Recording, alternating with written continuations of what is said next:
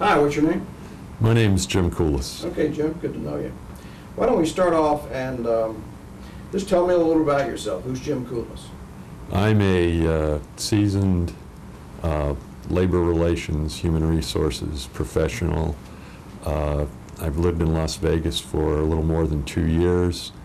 I've had a lot of experience in negotiating labor contracts and really all aspects of human resources and organizational development. I'm looking to work for a company that's growing, and whether it's to help them with their labor contract negotiations or help them implement a strategy on improving employee management relations. I really would like to be part of a winning team. Okay. You like Las Vegas? I love Las Vegas. Planning on staying there? Yes. Okay, good. That's very important.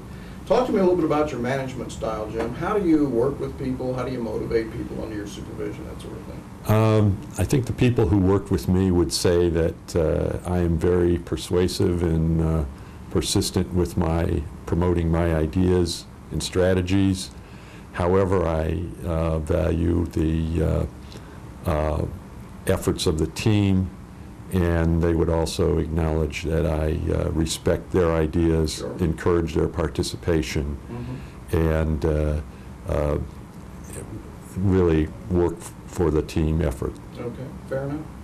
And in your career, Jim, as you look back on your career thus far, is there an accomplishment or maybe an achievement, a particular achievement that comes to mind that maybe you're most proud of you could share with me? Yes. In the early 90s, the company I worked for purchased an independent television station in Boston, Massachusetts. The station was a perennial money loser, and one of the biggest problems was their labor contract. I was charged with negotiating a new labor contract that would allow management to utilize new technologies that were coming into the broadcasting industry. Prior to my involvement, they had a contract that was so outrageous and outmoded and outdated that they were being bogged down with a lot of arbitrations and grievances. Right. Just based on the utilization of the jurisdiction language, which was confusing.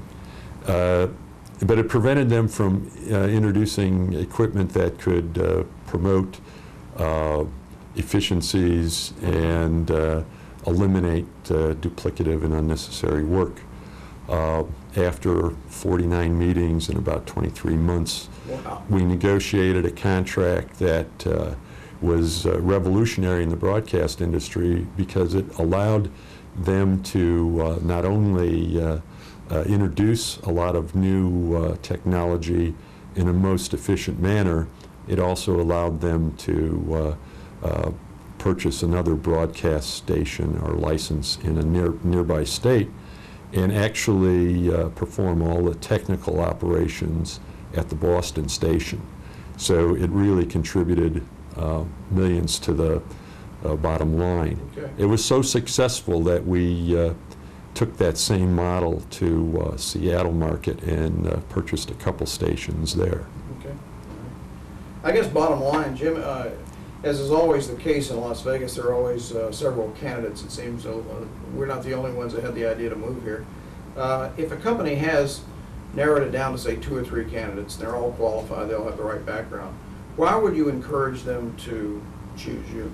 Well, I think the people I worked for in the past, whenever they had problems, especially problems involving human resources or labor relations, they knew they could depend on me. I had many assignments over the years where I did things as simple and uncomplicated as mentoring and advising a manager or a group of managers with issues as simple as performance management or improving performance management, to the more complex problems such as negotiating difficult and critical labor contracts, and in some cases filling the void with the unexpected departure of a human resources executive at one of our business units. I think I offer an employer a valuable member to their team. Well said. Well, Jim, I appreciate you spending a few minutes with me this morning. Thanks a lot.